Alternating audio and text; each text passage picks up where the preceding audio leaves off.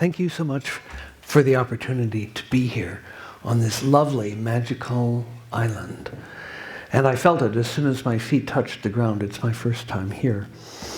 I'd like to link what I'm about to say to the speakers who have talked about mindfulness, because we take mindfulness very seriously at Biocybernaut. We put people in soundproof chambers after putting gold disc electrodes on their heads to pick up their brainwaves. Soundproof chambers which exceed the standards of quietness of most recording studios.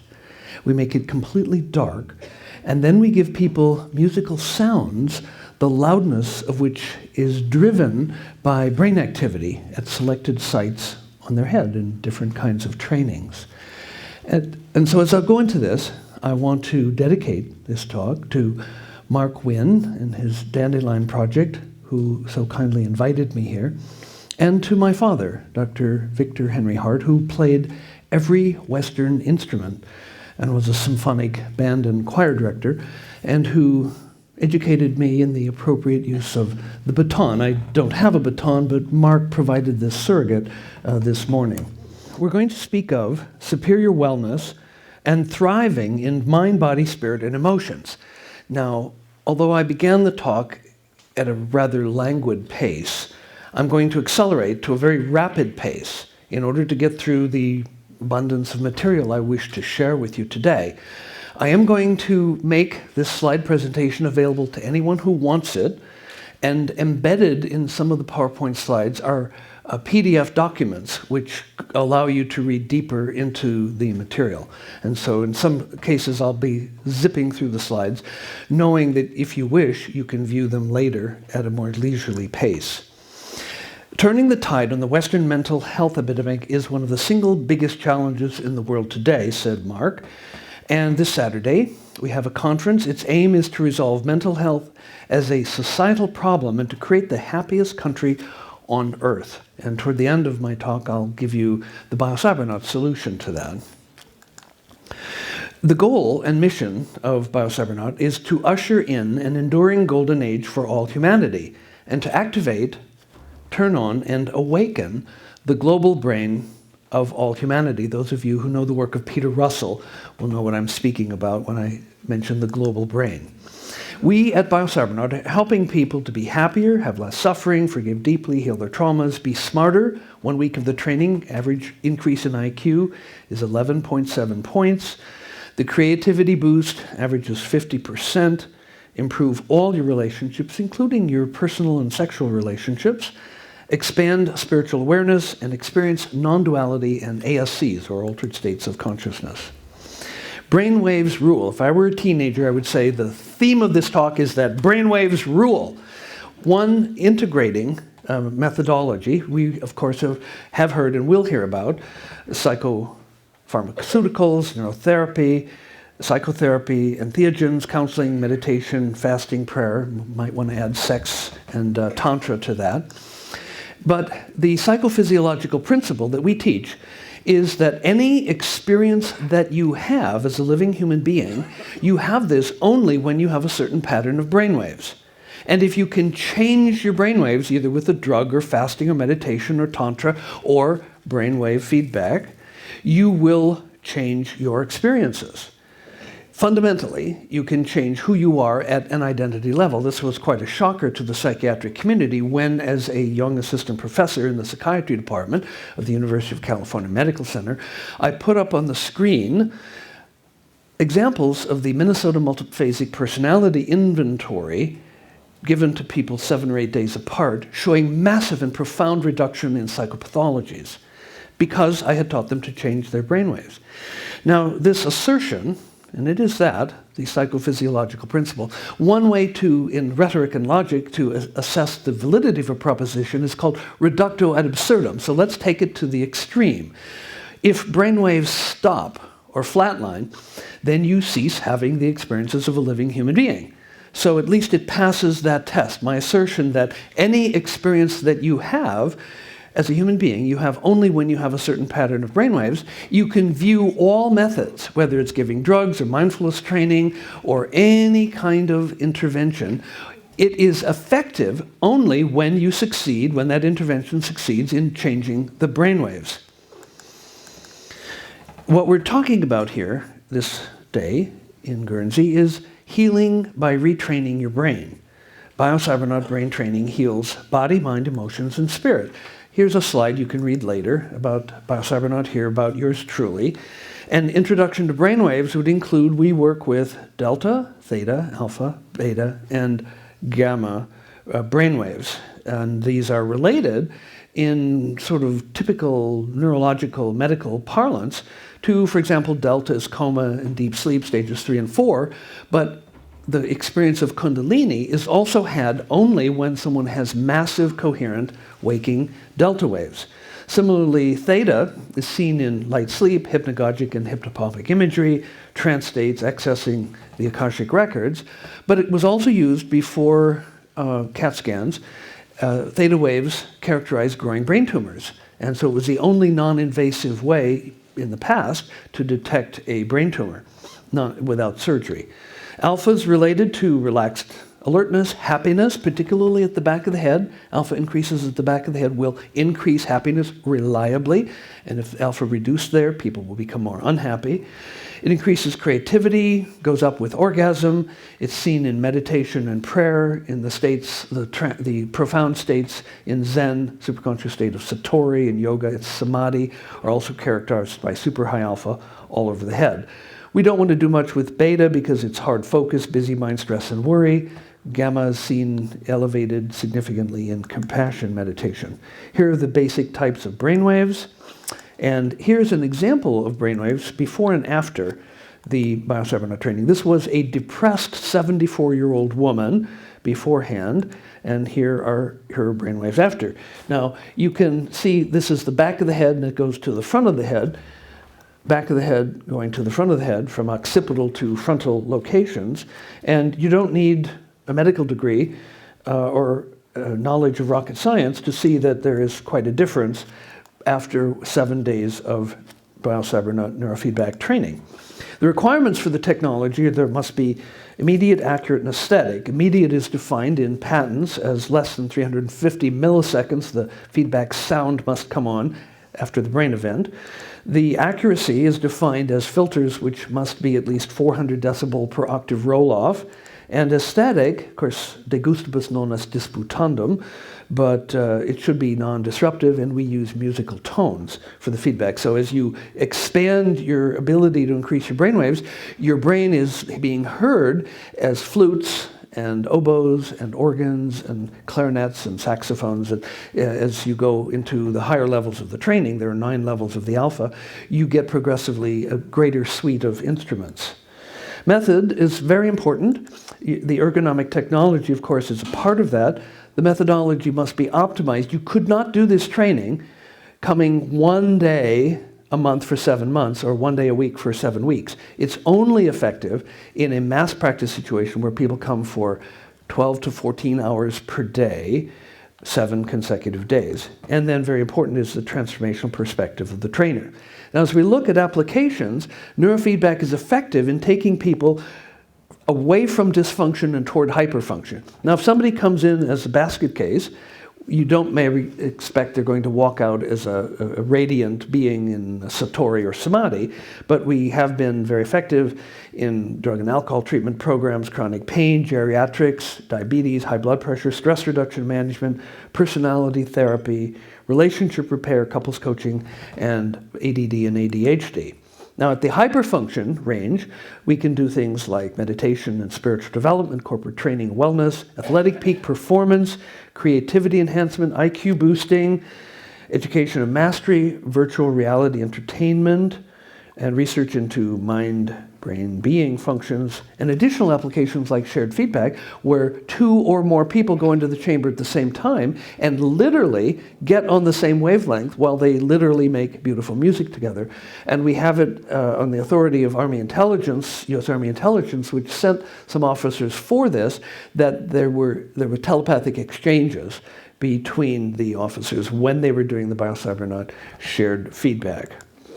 Patents include the ergonomic technology and optimized training protocol, and the know-how is the transformational perspective of the trainers. Now, we have a thing called computerized mood scales. It's very important to identify the source of the traumas, which technology is exquisite at healing. And so what we do is we administer, while people are wired up sitting in the chamber, computerized mood scales where they respond to hundreds of adjectives, feeling words, 0 to 4, or yes or no. And the computer, a program which I wrote, will identify emotions that exist within the person which are below the level of conscious awareness. This can be negative as well as positive emotion. Now, what a waste to have positive emotions like, say, trusting, devotion, things like that, and not know it. But it's even worse if you have negative emotions of which you're unaware, because then they sabotage your daily activities. So once the negative emotions have been turned up in the coaching sessions following the neurofeedback chamber sessions, people review their list of words which the computer identified as emotions that they denied, which the computer thought that they had. And this turns up the targets for forgiveness, typically. I've developed a 14-step forgiveness method, which allows people to go through briefly experiencing the pain of the trauma and then going into forgiveness. Now, George Gallup, perhaps the most famous pollster in America, has done a number of polls on forgiveness, finding that 80% of Americans find forgiveness is extremely important, given choices not at all, a little, moderately, quite a bit, and extremely. 80% extremely important. But if he asked those who felt it was extremely important, could they do forgiveness on their own, 85% of the people said no. The only thing that prayer didn't even correlate with effective forgiveness. The only thing that correlated with effective forgiveness was meditative prayer. Now, when you take the adverb meditative and you put it in front of any verb, like meditative golfing, meditative sailing, meditative gardening, meditative whatever, meditative meditating, what I see are more alpha waves. So in other words, George Gallup has told us that effective forgiveness requires increasing alpha waves. So the Biocybernaut 14-step forgiveness method instructs people not to go into the forgiveness part of the process. You identify the perpetrator, you bring him into court, you charge him, you feel the pain, but you do not go into the forgiveness until you have attained certain brainwave states, which are indicated on a screen, which lights up every 2 minutes as you sit there in the dark doing this auditory feedback process. And so the forgiveness that you do is done only in a brainwave state known to be conducive to effective forgiveness, and thus it's very, very powerful. Training Zen mind, allowing people to open their heart.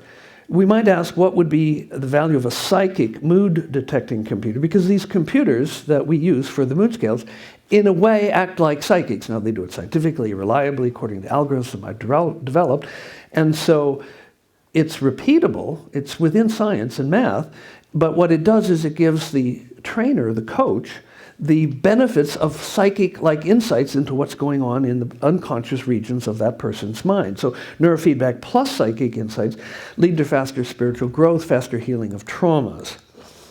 So thrive, body thriving. Well, it's helpful to avoid nicotine, alcohol, garlic, onions, shallots, scallions, and leeks. These activate a rajasic temperament. I referenced the 3 gunas. Here's a paper on how garlic is actually a brain poison, so you can pull that up from your copy of the slide. Body thriving, reversing brain aging. Most people have an interest in reversing aging, particularly of the brain. Turns out that after the onset of arteriosclerosis, there is an 0.8 of a hertz slowing of the alpha waves for every 10 years of life. When alpha's gone, then you go into theta and delta dementias. A hospital admission study in Southern California showed that 50% of all admitted to the hospital with a non-alpha record were dead 6 months later. And Dr. Charles Yeager, a very famous clinical electroencephalographer who set up the mental health hospital system all over California, I think 35 different hospitals with EEG labs.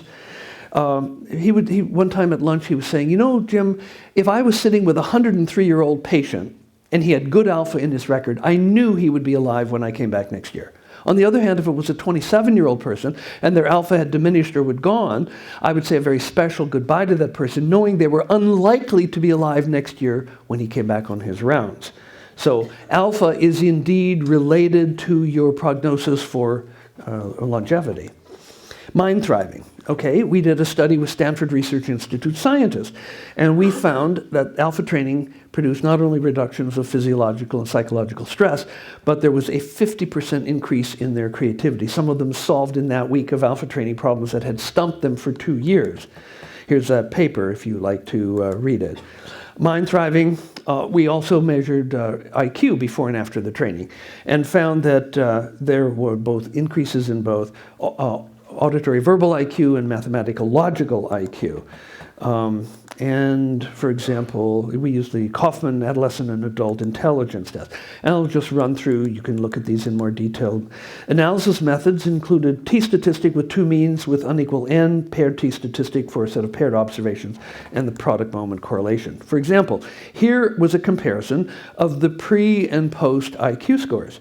And we have a p-level there, which is very, very highly significant, the kind of significance you rarely see in psychological science.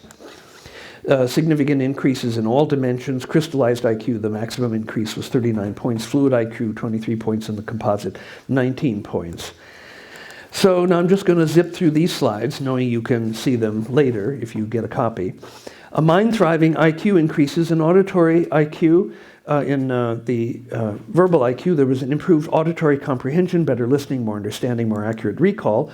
And in the mathematical logical, there was better analytical ability, better reasoning, and better pattern recognition. And intriguingly, and I might call your attention to the bottom of the screen here, there were these IQ benefits were not related to the elapsed time from when they did the first test to the second test. So the result was stable out to at least a year. There was no correlation with chronological age. People who were in their 10 or 12 had similar boosts in IQ to those people who were in their 50s, 60s, and 70s. And there was no correlation with the pre-IQ. So it helped dummies and geniuses and average people equally. Now, how about emotions thriving? The reductions in psychopathology in 1 week are in fact shocking. Here is, for those of you who know the Minnesota Multiphasic Personality Inventory, kind of a granddaddy of personality tests, the normal 50 percentile is right here, and the normal range is from 70 to 30.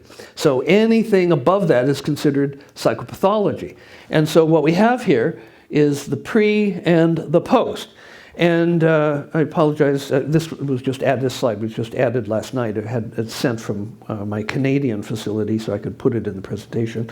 You can see that this blizzard of dots up here are almost gone in the post. So psychopathology, schizophrenia, paranoia, psychasthenia in the 98th, 99th percentile after 1 week of this training can be in the middle of the normal zone. So it's very profound.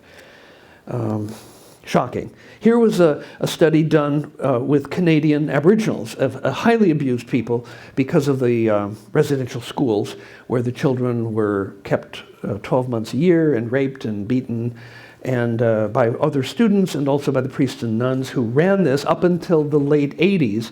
And they are as traumatized a people as returning war veterans. And so I have a copy of this. The PDF that's included here is this paper.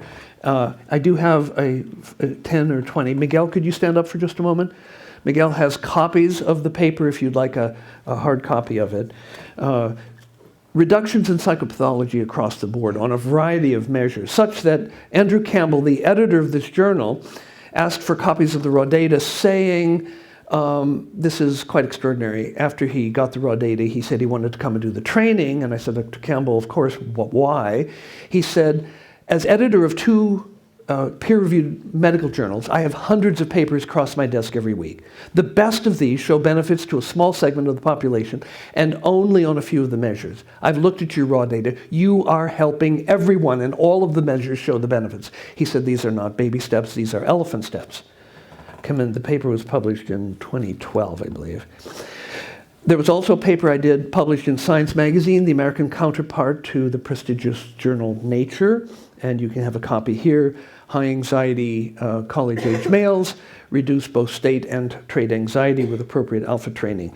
I also did training with U.S. Army Green Berets on a secret Army base, and this paper will describe the transformative benefits of the training for this unique group of people. Now, spirit thriving. I have a paper here on the left.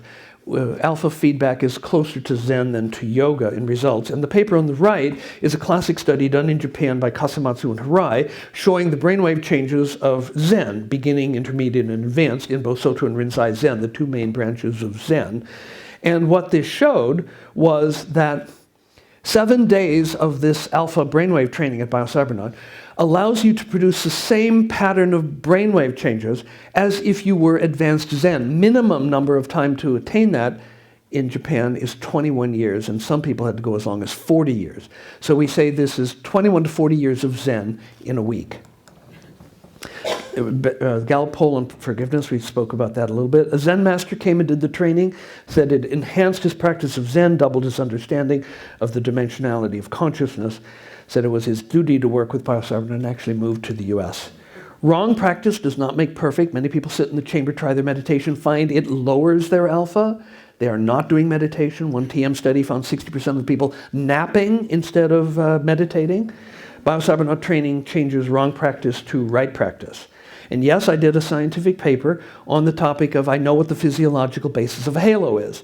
If you show me somebody who has a halo, I can make measurements of it and then calculate backwards and tell you what pattern of brainwaves have to be present in order to have a halo of that size and orientation.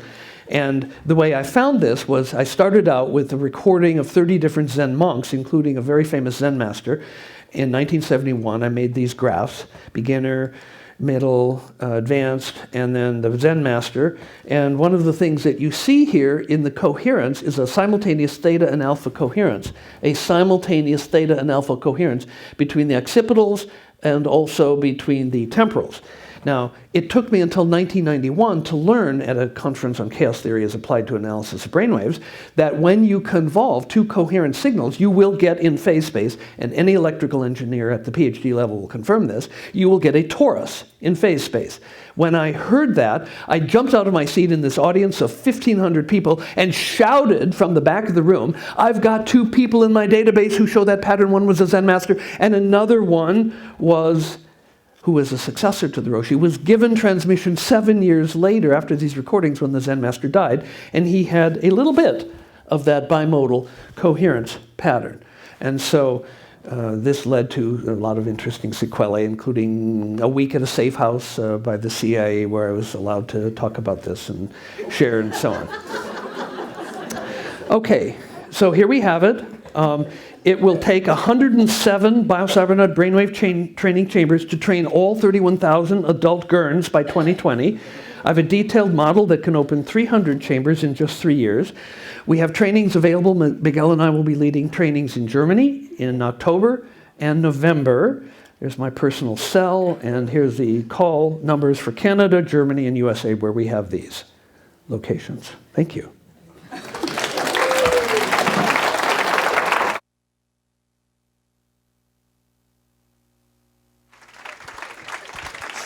So the purpose of the wand is to stir up interest and resources which is deep in Guernsey and bring them into the fulfillment of all of your hopes and dreams.